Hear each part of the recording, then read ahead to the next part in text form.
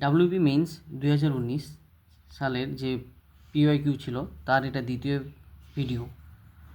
এর আগের দিন 1 থেকে 10 পর্যন্ত আমরা কোশ্চেন পড়েছি। এরপর 10-এর পরে থেকে শুরু করব। 11 নম্বর কোশ্চেনে যেটা আসছিল সেটা হচ্ছে রবি শস্য কোন সময় রোপণ করা হয়। রবি শস্য রোপণ করা হয় অক্টোবর নভেম্বর মাসে। এবং ইউনিসেফ যেটা আছে, ইউনিসেফের সদর দপ্তর কোথায় সেটা আমরা নিউ ইয়র্ক দেখছি। বিখ্যাত অ্যাথলিট স্বপ্না বর্মন কোথাকার পশ্চিমবঙ্গের কোথাকার বাসিন্দা ছিলেন, সেটা হলো জলপাইগুড়ি।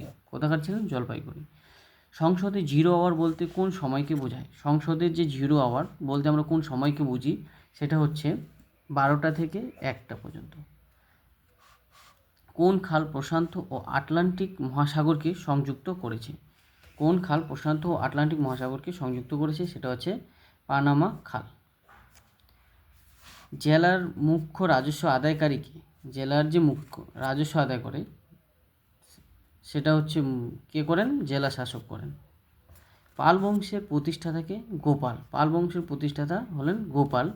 এটা খুবই সহজ, কিন্তু বারবারই বিভিন্ন ধরনের কোশ্চেনে এসেছে এটা। তারপর যেটা রয়েছে ক্যালসিয়াম কার্বনেটে ক্যালসিয়ামের পরিমাণ কত? ক্যালসিয়ামের পরিমাণ থাকে 40%। অ্যাপেল আইফোনে অপারেটিং সিস্টেম কি? অ্যাপেল আইফোনে অপারেটিং সিস্টেম হচ্ছে iOS। এর পরবর্তী যেটা কোশ্চেন আছে ISRO ইসরোর চেয়ারপারসন কে? এটা যেহেতু 2019-এর পিওয়াইকিউ, তো এটা 2019-এ ছিলেন হচ্ছে কে সিভান।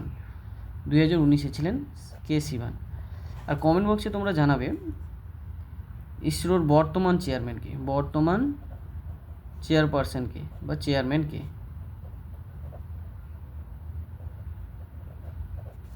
চেয়ারম্যান কে 2025-এ? ধন্যবাদ।